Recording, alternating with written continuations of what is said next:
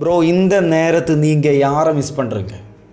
Seriously bro, Adrian Luna എന്താണ് പറയേണ്ടതെന്ന് അറിയില്ല.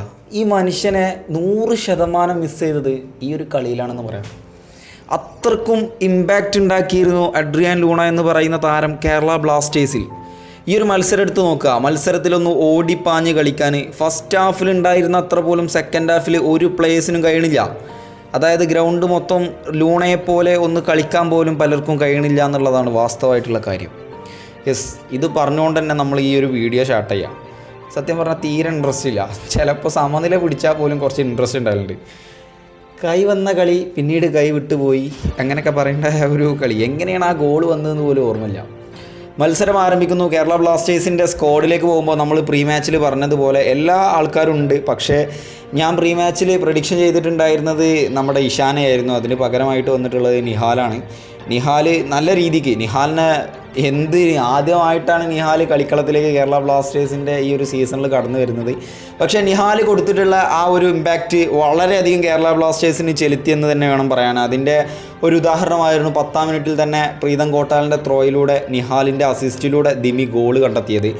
ഒരു ബ്രില്യൻ മൂവ്മെൻറ്റ് തന്നെയാണ് നിഹാലിനെ സംബന്ധിച്ചിടത്തോളം. ഇതിന് ശേഷമൊക്കെ നിഹാലിന് കിട്ടിയിട്ടുള്ള ചാൻസ്, അതായത് അദ്ദേഹം നെയ്തെടുത്തിട്ടുള്ള ചാൻസ്, അദ്ദേഹത്തിൻ്റെ എനർജി വളരെ നല്ല രീതിയിൽ ഉപയോഗിച്ചിട്ടുണ്ട് ഈ ഒരു മത്സരത്തിലേക്ക് പോകുമ്പോൾ. ഈ ഒരു ഗോളിന് ശേഷം തന്നെ നിഹാലിന് 2-3 അവസരങ്ങൾ കിട്ടിയിട്ടുണ്ട്. അത് മാത്രം നോക്കിയാൽ മതി ചങ്ങായി എത്രമാത്രം നല്ല ദമ്മിൽ കളിക്കുന്നുണ്ട് ഈ ഒരു മത്സരത്തിൻ്റെ 25 മിനിറ്റുകൾ കഴിയുമ്പോൾ എനിക്ക് തോന്നിയൊരു കാര്യമാണ്, രണ്ട് ടീമിനും നല്ല രീതിക്ക് കിടിലൻ രീതിക്ക് ചാൻസുകൾ കിട്ടിയിട്ടുണ്ട്.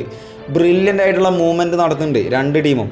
ഒരു ഭാഗത്ത് നിഹാലും ദിമിത്രിയോസും ഡാനിഷ് ഫാറൂഖും, ഈ 3 താരങ്ങളും കൂടെ ജസ്റ്റ് ഇങ്ങനെ അറ്റാക്കിങ് ചെയ്ത് വരുന്നു, നല്ല രീതിക്ക് അവിടെ ഗോൾ കണ്ടെത്താനായിട്ട് ശ്രമിക്കുന്നു. മറുഭാഗത്താകട്ടെ ഡിയാഗോ മൗറിഷ്യയും റോയ് കൃഷ്ണയും ഇങ്ങനെ ഇരമ്പി കയറിക്കൊണ്ടിരിക്കുകയാണ്. നമ്മളെ ഡിഫൻസിനെ എടുത്ത് പറയുന്ന വേണം. ആ ഫസ്റ്റ് ഹാഫിലൊക്കെ പിടിച്ച് നിർത്തിയിട്ടുള്ള ആ ഒരു സംഭവം എടുത്ത് പറയുന്ന വേണം.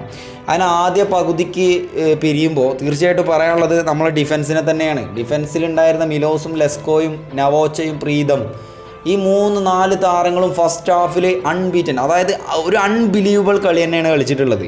തീർച്ചയായിട്ടും ഇവരെ പുകഴ്ത്താതെ ഈ ഒരു വീഡിയോ പൂർണ്ണമാക്കാനായിട്ട് സാധിക്കില്ല.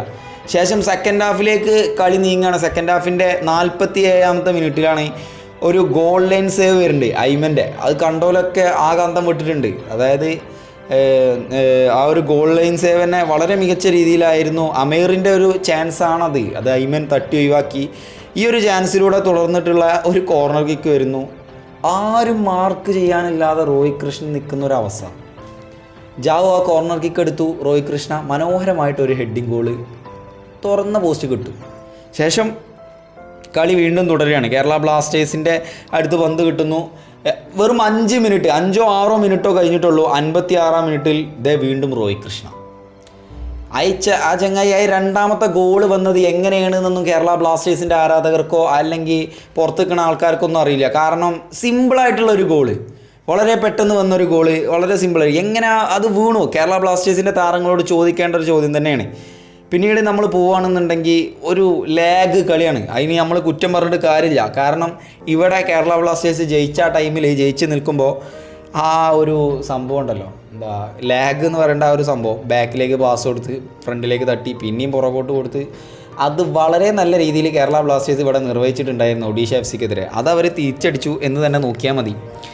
പിന്നെ മറ്റൊരു കാര്യം പറയാനുള്ളത് എന്താ വെച്ചാൽ, കളി പൂർത്തിയാകുന്നതിന് മുമ്പ് തന്നെ കേരള ബ്ലാസ്റ്റേഴ്സിൻ്റെ ആണവായുധങ്ങളെ എല്ലാവരെയും ഇവാന് പുറത്തോട്ട് കൊണ്ടുവരുന്നുണ്ട്.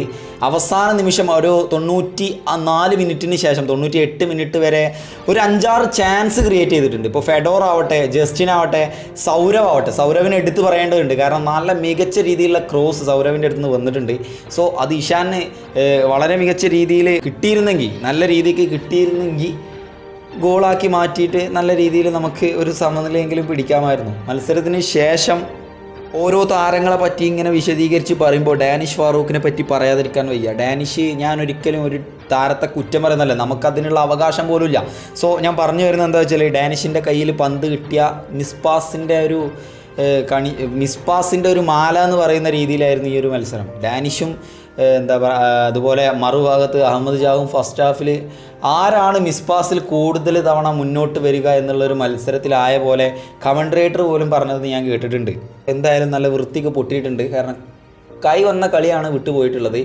ടേബിളിൽ 3-ാം സ്ഥാനത്തേക്ക് ഇറങ്ങി നിർത്തിയിട്ടുണ്ട്. ഇതുകൊണ്ടൊന്നും നമുക്ക് പ്രതീക്ഷകൾ അസ്തമിക്കുന്നില്ല. കാരണം ഒരു കളി തോറ്റു കഴിഞ്ഞാൽ നമ്മളെ സംബന്ധിച്ചിടത്തോളം നമുക്ക് ഊർജ്ജം തന്നെയാണ്. അത് തന്നെയാണ് കേരള ബ്ലാസ്റ്റേഴ്സ് ഈ ഒരു 2-3 സീസണിൽ കാണിച്ചുകൊണ്ടിരിക്കുന്നത്.